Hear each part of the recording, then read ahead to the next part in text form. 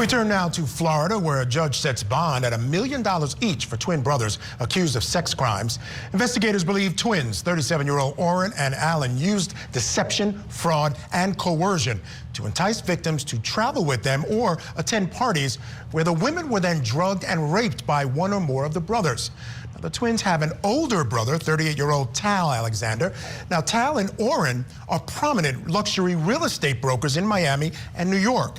Now, authorities arrested the brothers Wednesday on charges related to sexual assault allegations in Miami and federal sex trafficking charges in New York. Now, the federal indictment accuses the trio of using their wealth to lure, drug, and rape women for over a decade, beginning in about 2010.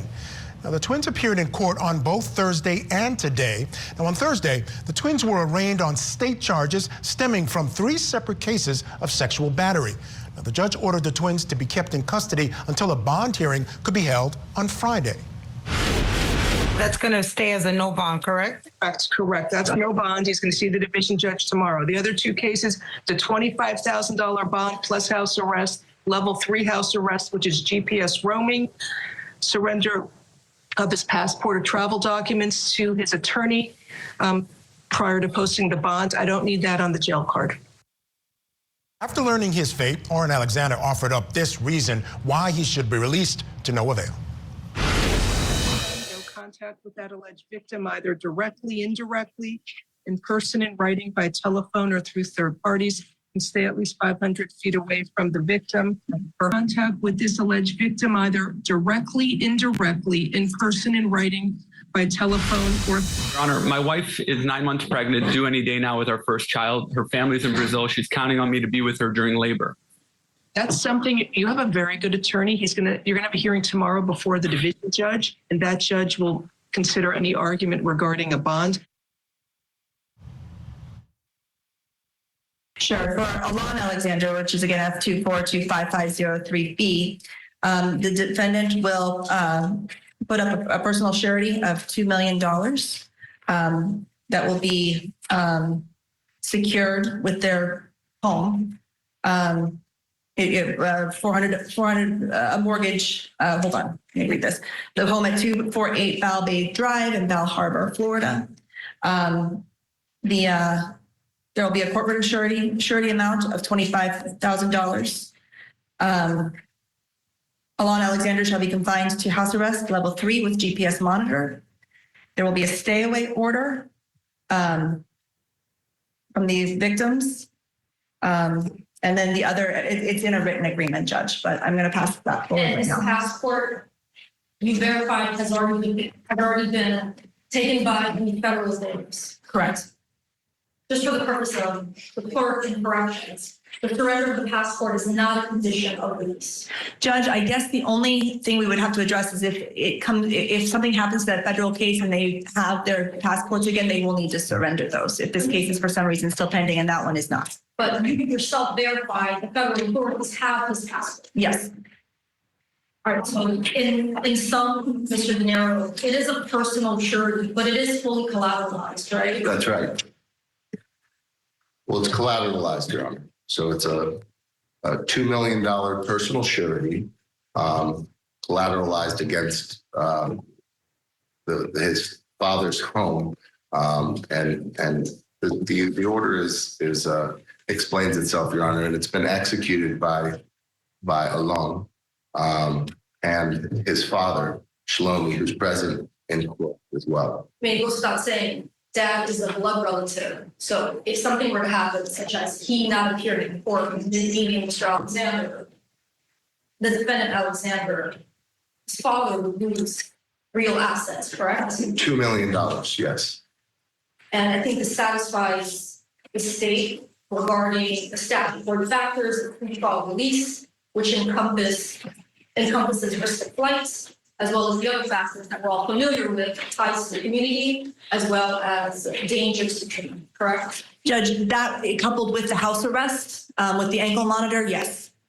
So the court has to ratify it. I will ratify it. I mean, I am satisfied that these are reasonable conditions that you all have fashioned. They are based on the statutory factors. And in addition to the statutory factors that I just laid out, I am satisfied that this will ensure his appearance at future court dates. So I will sign off on that. The easier thing to do is to have copies of this made for corrections. So it is monetary bond. So instead of the monetary bond that was set by the bond hearing judge, it's $2 million, right? Yeah, on a loan, it's a personal surety of $2 million secured against the house of his father. And those are the conditions, monetary conditions, right? Right, but the corrections is writing what down on their jail card that we've had for the last 40 years here. Yes. Paper jail card. What should they be writing down? So it's house arrest plus $2 million. No, it's actually house arrest plus. No, it's. I'm gonna make sure that it's written properly on the jail card, Your Honor. But it is $2 million personal surety in the event that my client willingly fails to appear, and the undertaking shall be secured by a $400,000 mortgage on the home of his father, Shlomi Alexander, and this home is located at 248 Bal Bay Drive, Bal Harbor. All right, so you're hearing there the conditions. They're negotiating the conditions for them to be released. We have a surety bond of $25,000. Actually, it ends up being a $2 million personal surety against the father's house of the brothers, and who knows what that house is worth, but they're assuring $2 million. GPS monitor, house arrest, stay away order from any of the victims, and they have to turn over their passports. Apparently, they don't have them now anyway because they are in the custody of the federal courts. Let's bring in our guests quickly. Still with us, Marie Pereira, Corey Pegues. Corey, I'll start with you. Want to get your thoughts quickly. When we talk about bail conditions in Florida, we're talking about severity of the crime is considered by the court. These are very serious allegations. Criminal history, danger to the community, flight risk, community ties. I don't know, these are not guys that I consider eligible for bond, but the judge thought so. What do you think? Yeah, well, listen, we know bail is about if you're going to show back up in court. They took the passports. I don't think that these guys are not going to show. But I want to tell every celebrity, every high-end celebrity in America right now, they need to call Russell Simmons and see if he can get them in Bali. They're coming for you. They're coming for you. The government is coming for all of you guys and women who have allegedly committed these types of crimes over the last few years or decades. They're coming back. The roosters, what they say, the roosters are coming home to roast or whatever they say. I mean, this is insane. This is not, it won't be the last time, but Russell Simmons was smart. He got out of here and said, I'm never coming back. Yeah. Yes, indeed, Anne Marie, the chickens are coming home to roost. Chickens, not roosters. and Marie, listen, look, and we also see in the federal charges, you know, they're not just coming back. I mean, they're coming back hard. I mean, we're talking about taking people from one place to another place across state lines. Feds get involved, and they're looking at this as trafficking. That's serious business.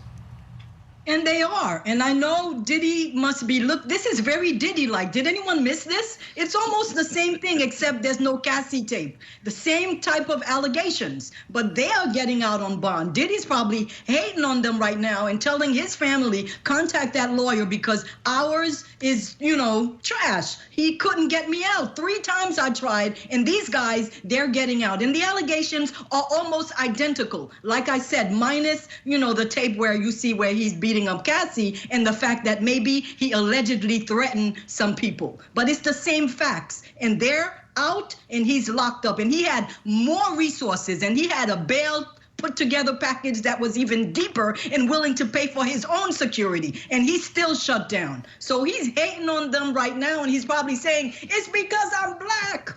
You know. Yeah, I mean, they might be screaming that, but Corey, let's be honest. The background and history of Diddy Combs, much worse than I would imagine these guys have. Although he has similar resources, he can do basically and reach wherever he wants. And also, while he was in prison, Corey, he's taking other people's numbers, making phone calls on their dime, paying them so he can do that and make the calls that he's not supposed to be making. Listen, Diddy is where he's supposed to be. Yeah, but we can't classify. If I was Diddy, I'd be doing the same thing. I don't want to be in jail. I'm trying to get out of jail. But we can't really put on the scale sexual assault, right? The sexual assault, sexual abuse, it's the same. However they did it, they did it. But Marie brings up a great point. One person gets no bail. Do you understand that Diddy offered $50 million bail? Yep. He offered to give up his airplane. He offered to give up the passports of his entire family, all of his kids. Like, I just knew that Diddy was getting out. I never even saw a bail package like this. And these two guys are getting out, and it's almost the same charges, but I will say this, they're actually not getting out now. Had there only been the state charges, they would have been getting out. But because of the federal charges, the Southern District of New York, the U.S. attorney sent a letter to the court and said, look, we're coming after them, do not let them out. So they won't be getting out. But they might have gotten out if, in fact, they only face the state charges. So let's just remember that. There is some justice in the world, guys. All right, stand by. I do have to take a break.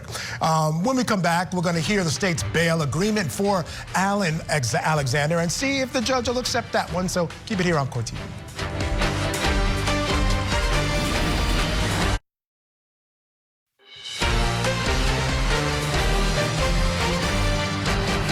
Welcome back to Court TV Live. I'm Michael Ayala. Back now to Florida for the bond hearing for the Alexander brothers. The twin brothers appeared before a judge today in hopes of getting pretrial release. The case of the Alexander brothers gained national attention after allegations against them were made public months ago. Orin and Tal Alexander had risen to stardom in luxury real estate after co-founding their real estate firm, Official, which specialized in high-end properties in Miami, New York, and Los Angeles. Well, today, a judge approved the bail agreement for Orin first. And I think this satisfies the state regarding the statutory factors of pretrial release, which encompasses risk of flights, as well as the other factors that we're all familiar with, ties to the community, as well as dangers to treatment, correct? Judge, that coupled with the house arrest, with the ankle monitor, yes. So the court has to ratify it. I will ratify it, and I am satisfied that these are reasonable conditions that you all have fashioned. They are based on the statutory factors, and in addition to the statutory factors that I just laid out, I am satisfied that this will ensure his appearance at future court dates. So I will sign off on it. All right, so the judge signed off on it, and just to be clear, they are facing federal charges, so if they ever end up being released on the state charges, they'll go right into federal custody. Well, now it's Alon Alexander's turn, so let's go back inside that Miami courtroom as the state goes over Alon's bail conditions. There will be a personal surety of $3 million in the event he fails to appear. That will be secured by, again, a mortgage on Shlomi Alexander's home, which I read into the record previously. And that is his father. That's his father's blood relative? Yes. There will be, in case F24 to 5504, there is a corporate surety in the amount of $25,000, again, issued by Mr. Zemlot. In F24 to 5507, there is a corporate surety amount in the amount of $25,000 issued by Roy Zemlot. There is, again, house arrest, level 3 with GPS monitor. There's a stay-away order from the victims in all 3 cases. And he shall surrender his passport, which we also have confirmed that the federal government has his passports. However, if for some reason that changes, anytime in the future, they need to be surrendered. I think I missed if there's a corporate surety bond on the third case. I caught two $25,000 on 2 cases. Is there a third corporate surety bond? There isn't, just the personal judge. Because that was the one that was held for pretrial detention. Correct. So, am I issuing the corporate surety bond, or am I allowing him to release that house arrest with an alternate bond or no bond? How does that work? Unless you feel comfortable stipulating to also $25,000 on that third case. He could do $25,000 on the third case. Okay, we'll agree to that. Okay. So it's $25,000 in all 3 cases. The personal surety guarantee by the blood relative, which is the father, is $3 million. And again, if he were to flee, for example, his father would actually lose that amount that is backed by real property. So So on all three cases, it's $25,000 plus house arrest plus $25,000 bond. Level 3, waiving fees. It is also guaranteed by the personal surety of $3 million. And again, this satisfies the state based on the statutory factors of pretrial release, which we all know, and I'll just repeat it again for the record. The risk of flight, danger to the community, and also to ensure his presence in future court dates, right? Yes, Judge. So, as I said with the other co-defendants, I reviewed this as well as the statutory factors. I will ratify it. I do believe these are reasonable conditions. In addition to the safety of the community as well as ties to the community, it will ensure his presence at future court dates. So I'll sign off on it. The verification for 2507 and 2504 at his house plus the 25. Correct. Yes. And the stay with yours remain in effect. We've already said that. The passport has been surrendered, and federal authorities have it. And he's in the same condition as the co-defendants. This doesn't get him released either because there is a U.S. marshal. That's correct. And what do you anticipate happening on the federal side? Well, I anticipate him being brought over to district court in Miami, both of them being brought over to district court in Miami, and then having a pretrial detention hearing, just like we're having today. And you also want a 12/16 date? I do. So 12/16 at 10 a.m. report a bond review? Yes. And that's for the purpose of making sure that the bondsman has verified the surety documents. We'll review them together, and if they're all in order, then I'll ratify. Then I will also make that condition of release having been satisfied. Thank you. Okay. Is there anything else we have to address? Your Honor, just to go about getting a copy of today's proceeding. So Judge Jean granted a $3 million bond to Orin and a $2 million bond to Alon.